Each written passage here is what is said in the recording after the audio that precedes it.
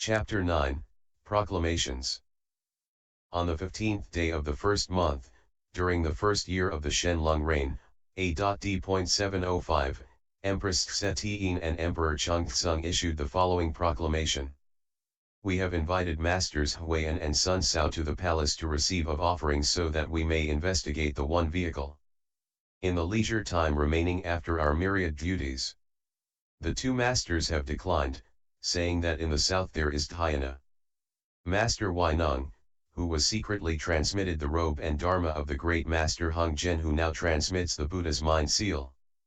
We now send Chamberlain Hsijian with this invitation, hoping that the Master will remember us with compassion and come to the capital. The Master sent back a petition pleading illness, saying that he wished to spend his remaining years at the foot of the mountain. Hsijian said, the virtuous Dhyana masters at the capital all say that to master the way one must sit in Dhyana meditation and practice concentration, for without Dhyana concentration, liberation is impossible. I do not know how the Master explains this Dharma. The Master said, the way is awakened to from the mind. How could it be found in sitting? The Diamond Sutra states that to say that Tathagata either sits or lies down is to walk a deviant path. Why? The clear pure dhyana of the Tathagata comes from nowhere and goes nowhere and is neither produced nor extinguished. The Tathagata's clear pure sitting is the state of all dharmas being empty and still. Ultimately there is no certification, even less is there any sitting. Hsijian said, when your disciple returns to the capital, their majesties will surely question him. Will the High Master please be compassionate and instruct me on the essentials the mind so that I can transmit them to the two palaces and to student of the way at the capital? It will be like one lamp setting 100,000 lamps burning, making all the darkness endlessly light. The Master said, the way is without light or darkness. Light and darkness belong to the principle of alternation. Endless light has an end, too, because such terms are relative. Therefore the Vimalakirti Sutra says, the Dharma is incomparable because it is not relative. Hsijian said, light represents wisdom and darkness represents affliction. If cultivators of the way do not use wisdom to expose and destroy affliction, how can they escape from the birth and death that have no beginning? The Master said, affliction is bodhi, they are not two and not different. One who uses wisdom to expose and destroy affliction has the views and understanding of the two vehicles and the potential of the sheep and deer carts. Those of superior wisdom and great roots are completely different.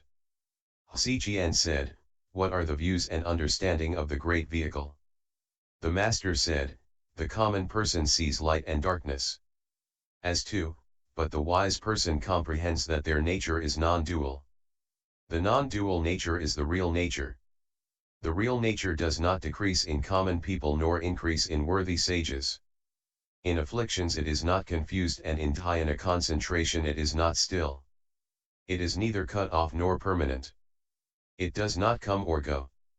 It is not inside, outside, or in the middle. It is not produced or destroyed. The nature and mark is thus. It permanently dwells and does not change. It is called the way.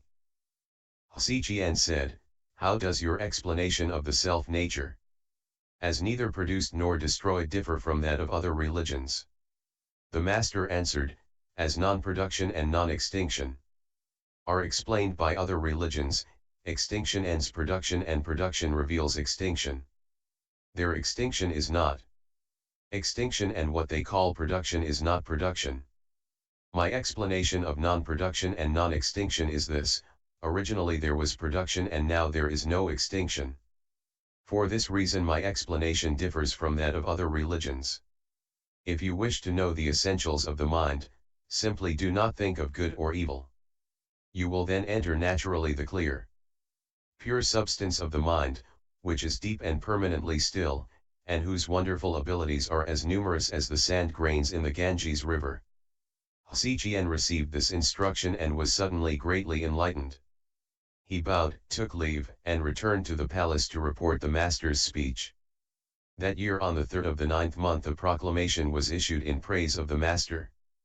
It read, "The Master has declined our invitation because of old age and illness. He cultivates the way for us and is a field of blessings for the country. The Master is like Vimalakirti who pleaded illness in Vaishali. He spreads the great fruit widely, transmitting the Buddha mind and discoursing on the non-dual Dharma. Hsien has conveyed the Master's instruction, the knowledge and vision of the Tathagata.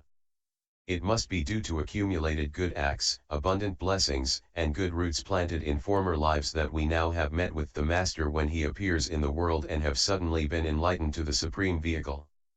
We are extremely grateful for his kindness which we receive with bowed heads, and now offer in return a Mona robe and crystal bowl as gifts. We order the magistrate of Silza to rebuild the temple buildings and convert the Master's former dwelling place into a temple to be called Kuo-en, country's kindness.